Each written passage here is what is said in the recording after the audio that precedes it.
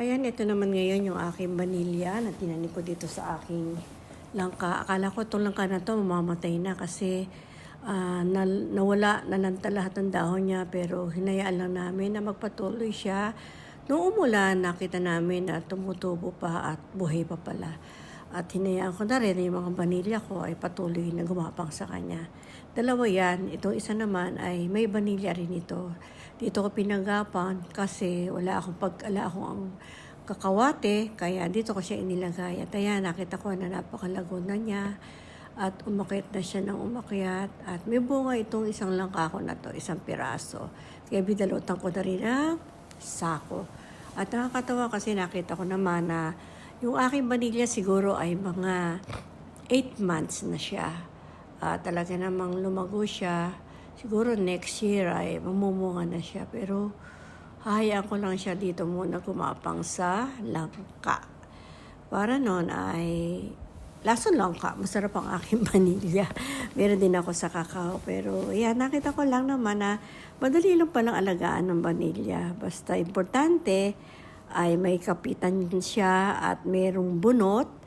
Yung pinakababa niya ay nilagyan ko ng mga bunot at nilagyan ko din ng hollow block para yung safety niya na hindi kulkulin ng mga hayop. Ayan, meron din ako mga mangga.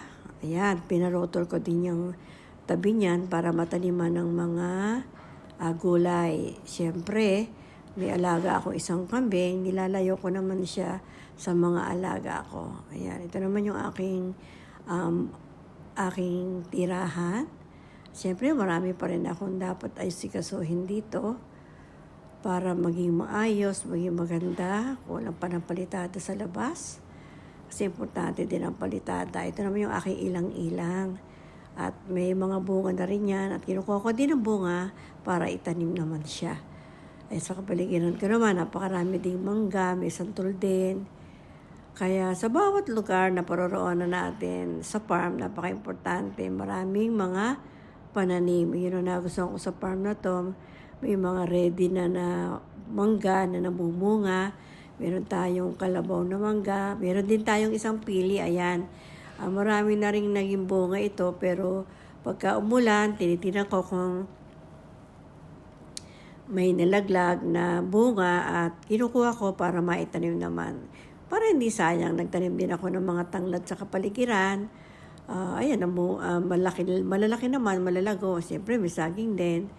Meron din ako miracle fruit, kalabas fruit, at may mga bunga-bunga na siya. Ito yung mga mangga. Dito galing dati yung vanilya, inalis ko kasi masyado namang walang sunlight na makukuha siya. Ayan. Yung mga tanglad ay lumago din naman at harvestin na rin sila para makapagtanim ng panibago na tanglad. Kaya sa bawat oras ng buhay natin, nalis ko yung mga nabubulok na mangga para hindi na makaagaw pa sa nutrient ng ibang mangga. Yan ang hili ko dito, pasyalan ko. Ito yung dragon fruit ko, ang dami na niyang bunga. Kaya sinuputan ko na siya. Pinuntahan ko din yung taniman ko ng ubas at pinapasyalan ko din yung mga mangga. Kung may pauna, may pahuli kasi siya. Ayan.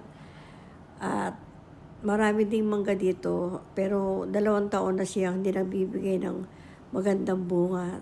Hindi lang naman ako, karamihan ang nagmamangga, talaga hindi ganun kadami naging bunga. Yung mga ubas ko naman, ayan, pinroot ko na sila. At yung mga aloe vera ay malapit nang maitanim lahat sa lupa. Kasi importante ang aloe vera nasa lupa din siya para makalaki naman. Kasi napaka-importante sa akin ang aloe vera. Pati yan, mga gumamela. Lahat ng lugar dito sa farm gusto ko ay may pakinabang. Gusto ko lahat ng lupa may nakakatanim. Kaya yung aking kasoy ay pinroon ko rin yan. Inalis ko yung mga nakasayad na mga dahon. At yung dahon din naman yan ay ginagamit ko rin naman. Kaya walang tapon, walang sayang sa ating mga dahon. Ayan yung miracle fruit ko. Mayroon na siyang bunga.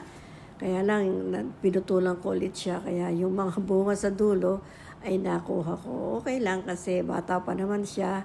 Di pa niya kayang magbuhat ng malalaking bunga. Kaya yan ang ating kapaligiran. Gusto ko sa tuwing pupunta ako rito, iniikot ko siya, tinitingnan ko siya, ano yung dapat kong gawin, at yung miracle fruit nga ay talagang inasikaso ko.